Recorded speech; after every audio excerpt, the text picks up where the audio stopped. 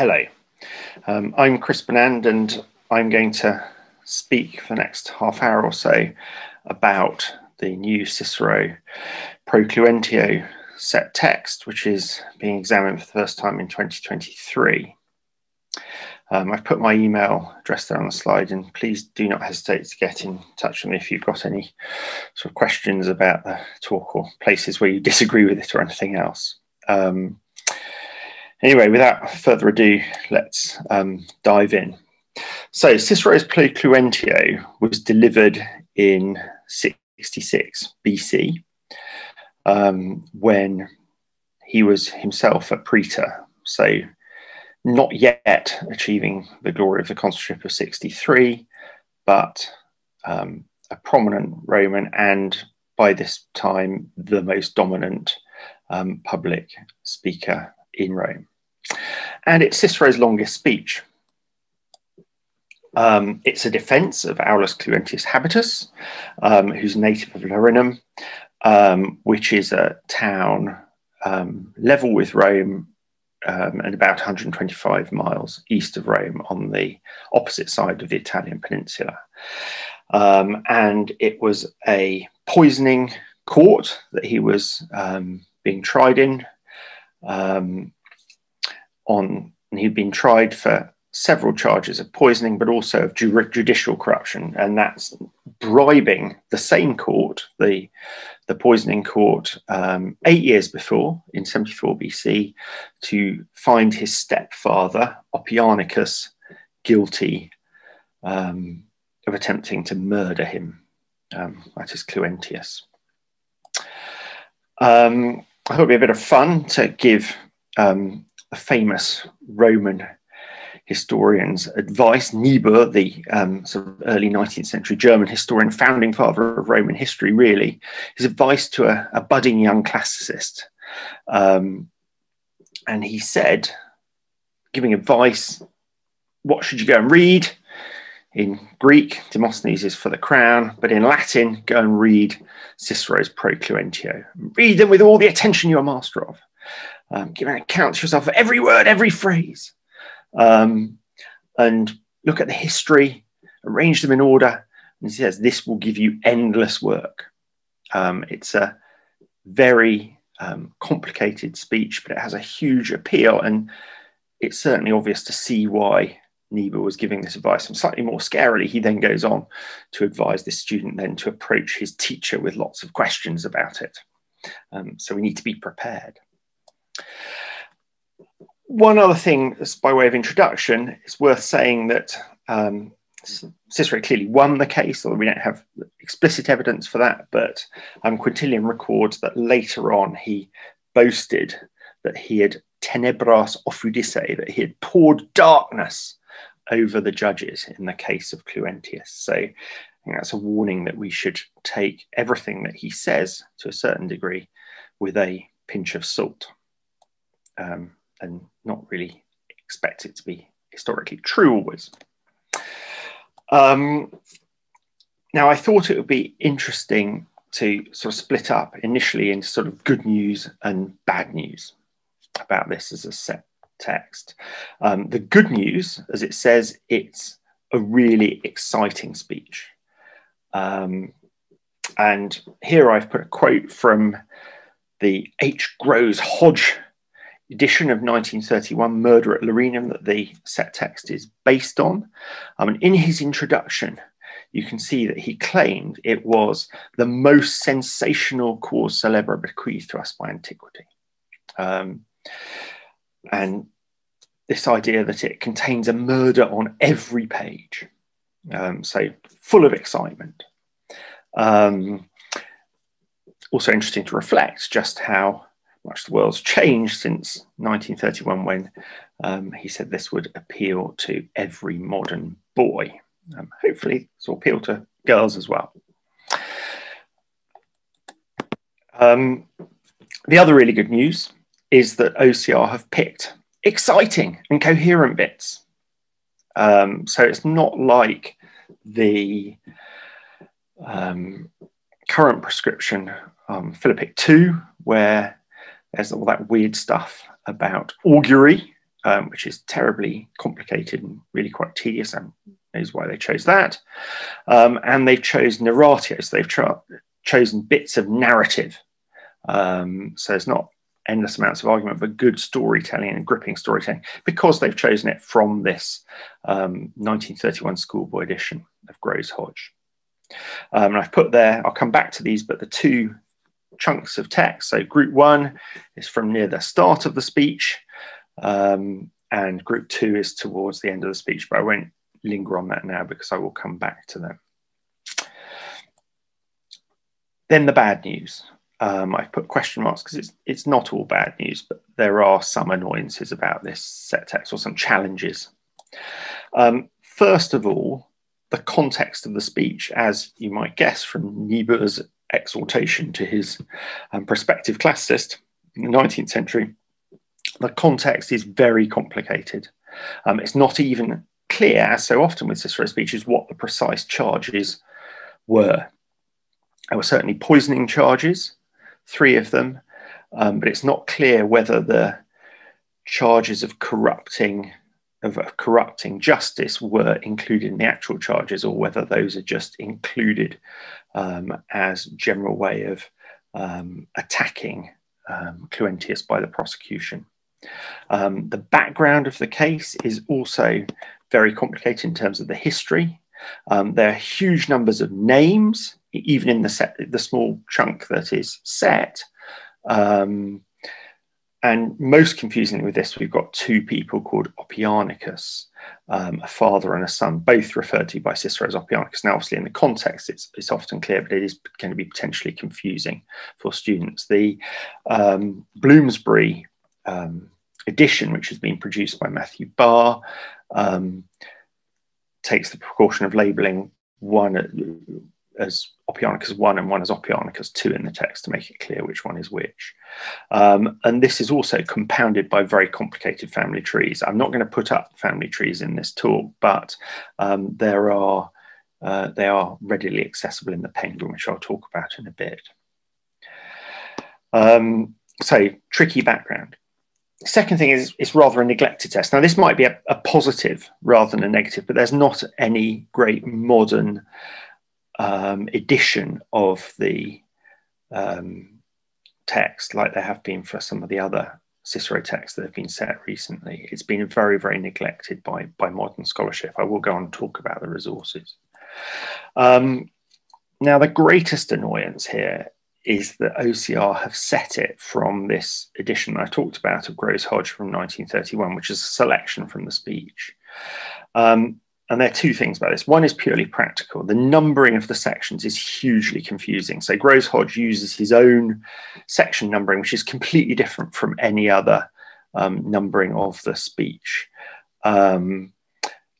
which means that sort of tying the text into a translation or to online text or anything else is tricky. And it's an issue even in the syllabus. Incredibly confusingly, OCR have set the Latin chunks of the text from the numbering in the murder at Larinum text, the Groves Hodge edition, whereas the English sections they want you to read, which overlap in part, are numbered with the normal numbering, so completely different numbering. So that's something to really be wary of. And it's an issue in Matthew Barr's really helpful edition as well, because he follows the numbering of in Larinum for the text, but his summary of the speech at the start is using the conventional numbering. So it's not entirely clear at all from the edition which bits of the text are actually to be studied in Latin of the speech that he gives an English summary of. So it is confusing, and that is incredibly annoying. More seriously, the Groves Hodge edition bowdlerizes Cicero's text. And this isn't stuff that OCR have cut now, but because they're using a text which contains cuts, they've carried on those cuts, if you like. And so that cuts out some of the more extreme passages of Cicero's rhetoric, which I think is really lamentable for an A-level set text where we should be studying as close as possible to what Cicero says. So, and these are bits that Groves Hodge in his language, clearly deemed unsuitable for the modern boy of 1931. So in sections 14 to 15, he removes the horror of Sassia, who is Cluentius's mother, where he describes how she married her own son-in-law and makes her daughter divorce her, this man, and she marries him instead, which Cicero gives full account of, as you can imagine. It's a passage we'll come back and look at in a bit more detail. He removes the section which describes how she reused her own daughter's marriage bed and marriage chamber, because he obviously deemed that was a bit rude for 1931 boys.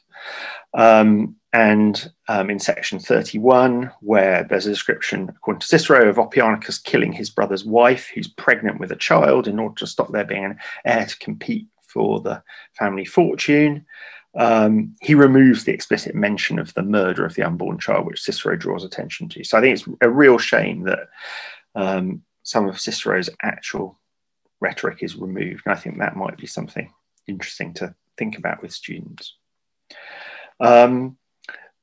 More seriously, the cutting also reduces the effectiveness of Cicero's rhetoric. So again, just omitted by Gross-Hodge, not particularly by the OCR summary, but it just omits section 17 to 20 of the original speech, which is where Cicero at the start justifies his attack on the defendant's mother, Sassia, and also defends Cluentius's decision 8 years previously in 74 to prosecute his own stepfather, Oppianicus. And again, given the Roman context, which is where it was, we know from the Aeneid and so many other things, that the idea of duty towards the family and pietas was so important, justifying these rampant attacks on his defendant's mother and defendant's prosecution of his stepfather are so important to the rhetoric of the whole. He has to justify taking such an extreme case. That's all cut out of the text. And if you just read the text, you wouldn't even be aware it was ever there in the original Cicero. So I think that's very unfortunate. Now, plan for the rest of this talk is to, as you can see here, set out, go through some resources which are limited, then go through a quick outline of the speech as a whole, and then think about some ideas for approaching the text, and then some extension ideas and possible questions. So there's a lot to cover. It was very, very difficult taking this on in a relatively short talk, because there's just so much you could talk about. And I'm sort of conscious all the time of everything I'm not going to talk about. Yeah, I think I'm going on too long anyway. Here are the resources that I think are most obvious to go for. The Bars Bloomsbury edition's got a useful introduction to the background and help in explaining the Latin, and a vocab at the back. It's a good introduction. It's not a really, really long one. It's not the most detailed one. There's enough to understand what's going on, but it could have been a lot more detailed. I haven't looked at the notes and the vocab hugely to check them, but I imagine they'll be useful and helpful like these ones normally are. The Gross-Hodge edition, which it's based on, which was reprinted by BCP, I mean, it's an interesting historical document. I'm not sure there's anything terribly useful in there. I'm not sure that's where I would go to, but it might be worth you getting one for yourself or something. More importantly, there's Grant's Penguin translation, Murder Trials, which has a useful introduction and good notes, and obviously contains the whole speech. The slightly annoying thing about it is it doesn't have any numbering at all. So because it's such a long speech, it's quite difficult to actually find where you are. So we're going to need to highlight it and mark pages fairly carefully if you want to find bits quickly. One thing I really would draw your attention to is this collection of essays by Powell and Patterson, which they edited, and particularly their introduction, which is over 50 pages long, but I think it's the single best discussion of the Roman courts and the difference between Roman courts and modern British courts, and the way in which advocacy worked in Rome, and how the idea that someone standing up and speaking on someone else's behalf developed in Rome. And that's obviously very different from Greece. And just talking about Cicero and his practice as well. So their introduction is a book that is available. It's the best thing I know it's a long introduction, but it's the best thing I know. 50 pages or so, as I say, setting all that out. So really, really useful. Couldn't recommend it more highly. Then the two down the bottom, I've put there for completeness. The Ramsay's 19th century OUP edition, unbelievably, is the best edition there is that I've found in English. It is available. It's available on Amazon by those booksellers which have basically made sort of photo copies of it. And it's got a very long and detailed introduction. I mean, obviously it's outdated in many ways, but it is the best thing there is on it. So it may well be worth trying to get your hands on a copy of that online. There is also a monograph on it produced in 1990, 30 years old, by this guy Kirby, which has some good things. It's not earth-shattering. It's quite expensive. I wouldn't necessarily go and buy it. I have got a copy of it, but it's, again, not brilliant. But as I say, that's what there is. There's not a huge amount. So moving on to the speech itself. Thought it'd be worth putting a map there showing where Rome and Larinum are, the two places involved in the case. And then I've put a brief summary of the cast. So Cluentius, we've already met. He's a leading figure of Larinum. He's not a Roman senator, he's an equestrian. Then you've got his stepfather. We've already talked about Oppianicus Senior, that he prosecuted successfully 8 years before in 74, and was found guilty of attempting to poison his own stepson. You've got Sassia, his mother, who is a major focus of the speech, who Cicero portrays as the moving force behind the whole prosecution.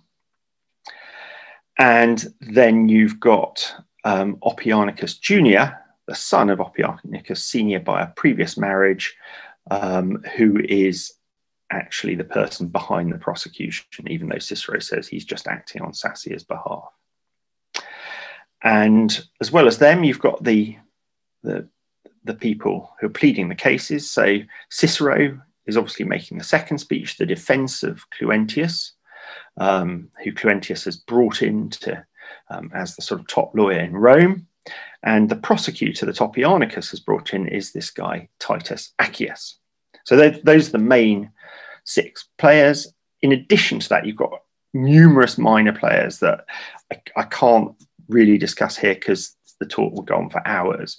But I think we're going to need to draw up a dramatis personae, or encourage our students to draw that up just so they know who they are. And remember, there are very useful family trees in the Penguin, as I mentioned, so that they're useful because Oppianicus has lots of wives, according to Cicero, that he bumps off. Now, summary of the speech as a whole.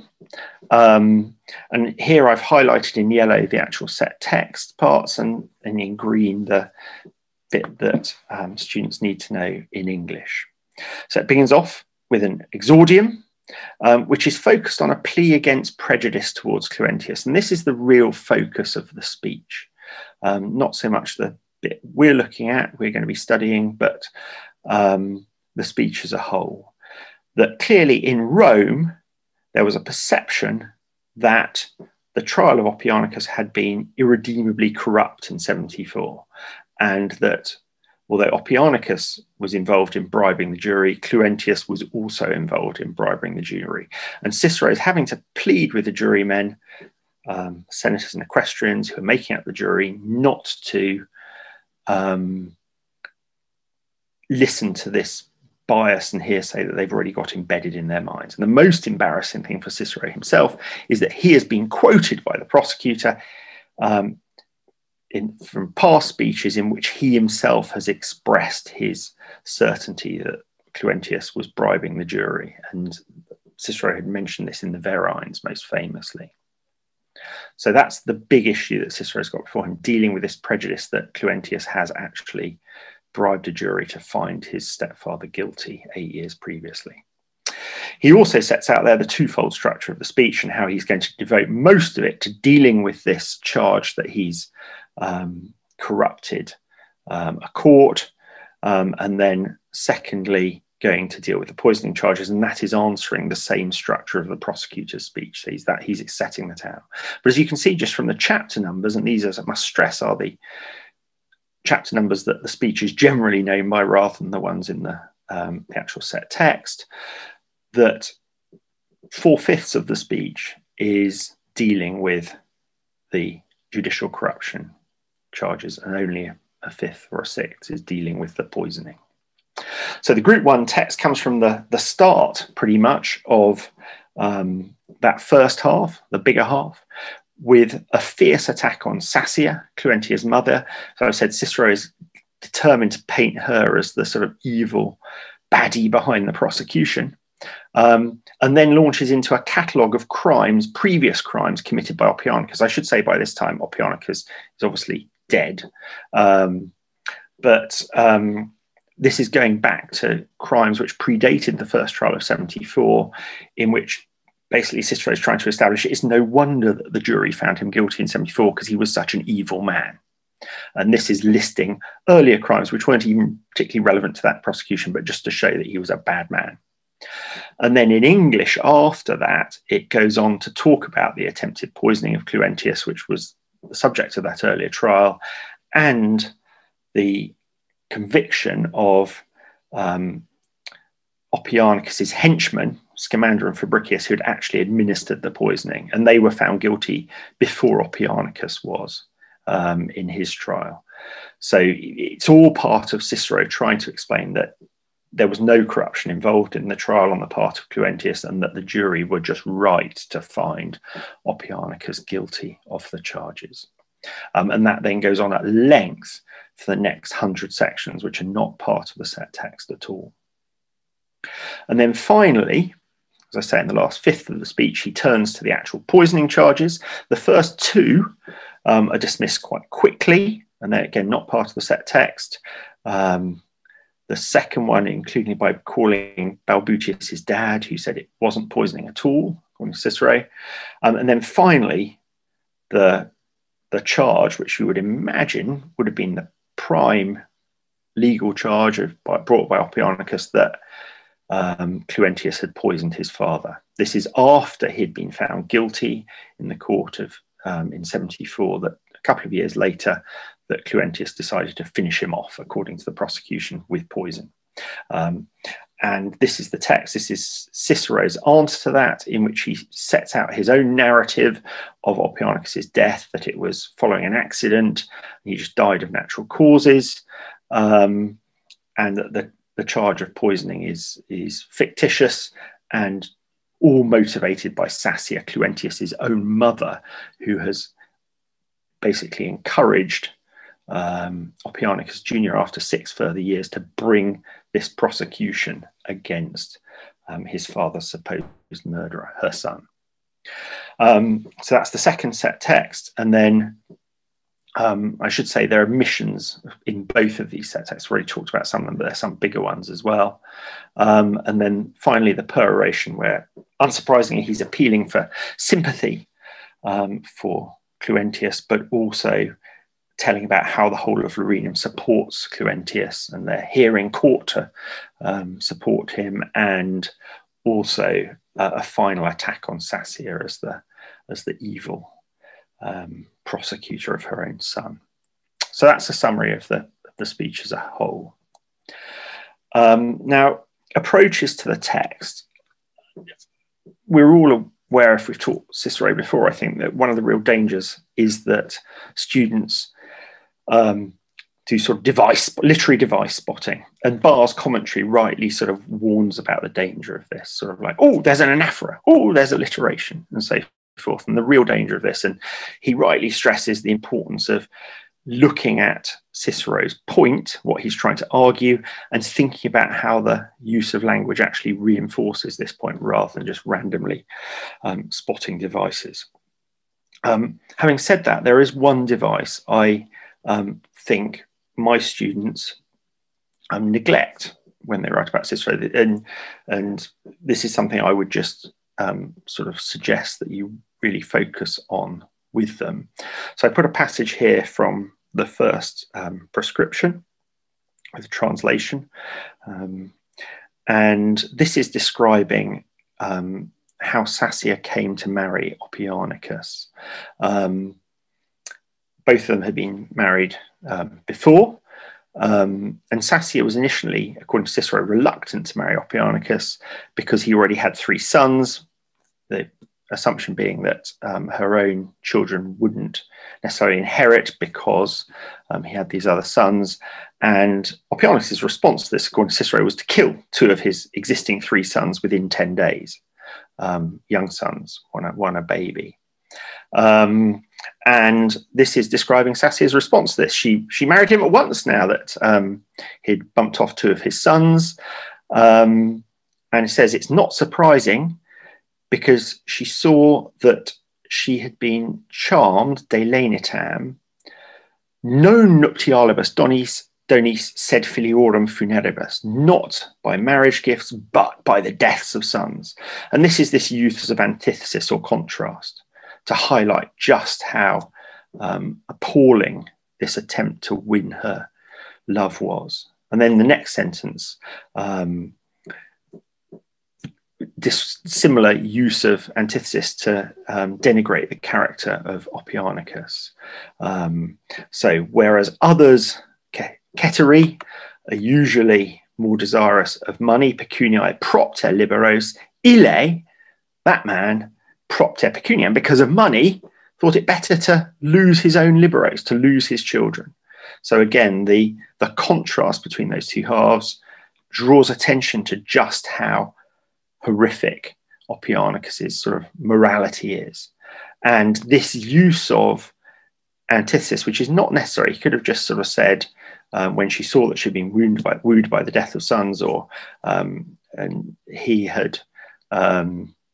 he was more desirous of money than children. He could have just put it like that, but he's chosen to bring out this antithesis just to draw attention to the amorality of 2. And this just runs through all Cicero's rhetoric, wherever is in he. So I think that's often more important than talking about alliteration or anaphora or anything else, but this use of contrast throughout his works.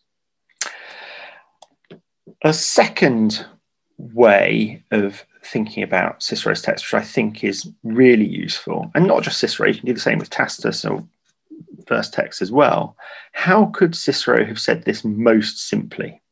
If he was just stating it as a brief news flash, how could he have said it most simply? Because that brings out naturally the rhetoric behind the points that he's that lies in the points that he's trying to make. And here I put another chunk slightly from earlier in the speech, but from the same first group 1 text. And this is describing a bit that I've already talked about, how Sassia made her daughter, Cluentia, who is the sister of Cluentius, who's now on trial, she made her divorce her husband, Aulus Melinus, in order that she could marry him. And this passage follows on a section where Cicero has just been describing Sassia's affair with her son-in-law, and now it comes to divorce. So look, a sudden divorce, and this seemed it would be a consolation for poor old Cluentia, and so she left him, and then her feelings here brought out again by contrast, antithesis, not unwillingly, non invita, obviously litotes as well, but I don't want to draw attention to all those other things, because she was beset by great wrongs, but not gladly because she was divorcing her husband. So the contrast of non invita, non libenter just highlights what a sort of strange world this is, where she's divorcing her husband so that her mother can marry him. And then similarly, glorying in this, again, look at the language that's used here, the language of sort of military victory, triumphare and victrix, but again, the use of contrast. So Sassia is absolutely delighted by her success, and she's described as a victrix filiae non libidinis, so a victor over her daughter, not her lust. So again, using the contrast there between daughter and lust in order to draw attention again to just the horrific amorality of her actions and the perversion of this family. So going back to my question, how could you have said this most simply? he's essentially saying Cluentia divorced her husband, and her mother moved in with him instead. And everything else is rhetoric. I mean, of course, the initial presumption, whether it's true, of course, but the rest is rhetoric anyway. A final way I suggest thinking about this speech is the means of persuasion, of logos, ethos, and pathos. And these three systems of persuasion go back to Aristotle's rhetorical system. And Aristotle describes how ethos depends on the moral character of the speaker, pathos on putting the hearer into a certain frame of mind, so emotional persuasion, and logos on the speech itself or the argument itself. And Aristotle said moral character, so to speak, constitutes the most effective source of persuasion. So he's talking about ethos being the most persuasive of all methods for men to use in the Greek context he's talking about. And the reason this is relevant for Cicero is because Cicero adapted this Aristotelian system, and he talks about it explicitly in his dialogue on oratory, his mature work on oratory, the De Oratore, where he employs this similar system in an assessment of Roman rhetoric. And it's changed, of course, to the Roman situation, which is very different, but it's still following the same tripartite division. So there is a quote from book 2 of that dialogue.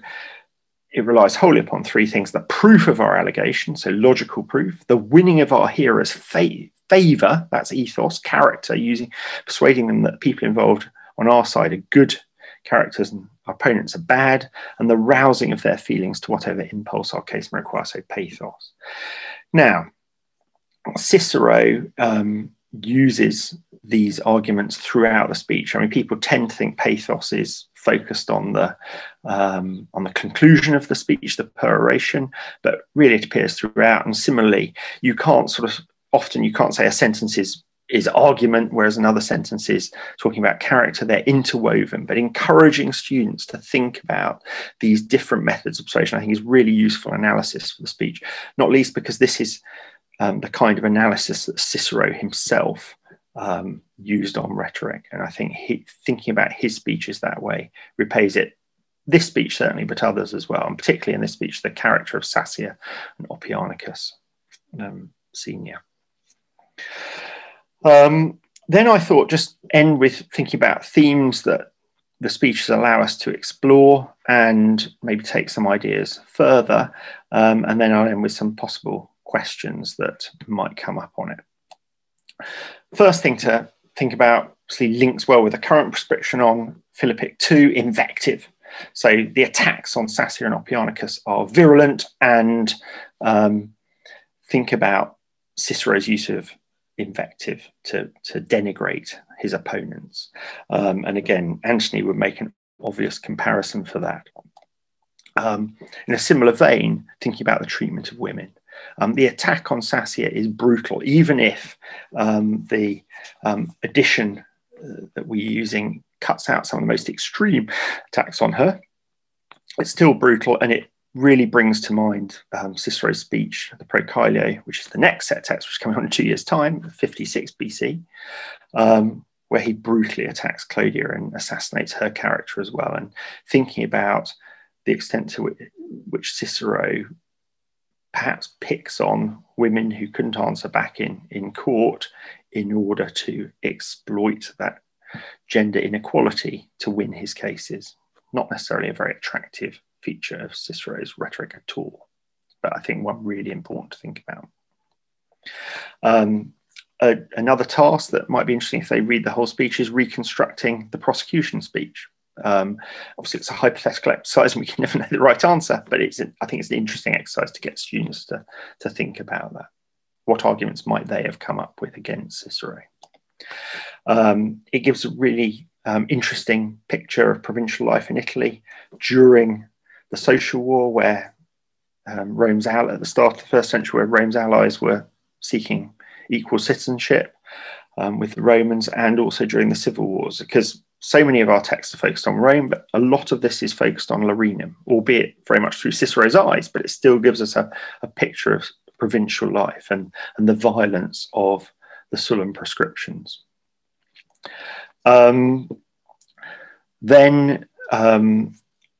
If you read the rest of the speech, and this is why I'm really interested in this speech, particularly the middle chunk that's cut out, there's a huge amount on the law courts and the legal system in Rome, and Cicero's negotiation of his role as an advocate, and how he saw the court system operating in Rome. Really, really interesting. If you were doing an EPQ or an extended project, that would be a great spin-off into that, especially if you use the Powell and Patterson introduction that I sort of recommended earlier. And yeah, if you want to think more widely about Cicero's approach to advocacy and defending clients who are accused of murder, obviously reading the rest of the speech, but you could compare his approach in his earlier speech, his first defense of a client for murder, his defense of Roscius, and that very conveniently comes in the same Penguin. So again, it's a long speech, but if you had doing you had a student who was interested in a longer project, a comparison of those, of his approach to the advocacy into those two speeches is really, really interesting. Also, of course, just political life in Rome during this period. So the changes that Sulla brought, the violence of Sulla, then the backlash after his death, which Cicero talks a bit about, and again in the omitted sections of the speech, and particularly sort of the difference between contiones, public speaker meetings in the forum, and Cicero's portrayal of them and contrasting them with speeches in courts. That's a really, really interesting take on the topic, I think. So there's just some ideas of sort of the spin-offs into other wider aspects of Roman history that this speech offers a way into. And just finally, to end, so we've gone on too long already, with some ideas of 20 markers. I haven't really suggested any thoughts about 15 markers. I think they're fairly predictable and are likely to be on similar topics to what we've got here anyway. Now, these 20 markers I've created from these titles from the wording of previous essay questions on A-level papers going back over the decades. None of them were on the Pro Cluentio, but they're the wording that has been used on A-level essays. So that first one, the contrast between invective and reasoned argument, that would seem an obvious thing to ask about this speech as well. The second one is actually sort of one of my invention, actually, rather than being a passed over question, but just because so much of the text that we've got is attacking other people, it doesn't really read so much like a defense speech, but this is common to Cicero's defense speeches, that attack, I guess, is the best means of defense. And so I thought that would be an interesting way of getting students to think about that. The next three are all fairly general questions that have been asked in the past about various Cicero speeches, so they would work perfectly well for these sections of the Pro Cluentio as well, I think. And then down the bottom, a quote from Griffin about the idea that Roman judicial practice might be quite different from our own, and encouraging students to think about that in the essay. So I think that might be quite an interesting way in. Well, I'm going to draw a conclusion there, and I hope you found things of interest there and that it will be useful going forwards. But I'd certainly say that this is a very interesting set text. There are some frustrations, I said, about how they've set it, but I think it's a really, really good set text, and I think sixth form students are going to find it really interesting to get stuck into. Thank you.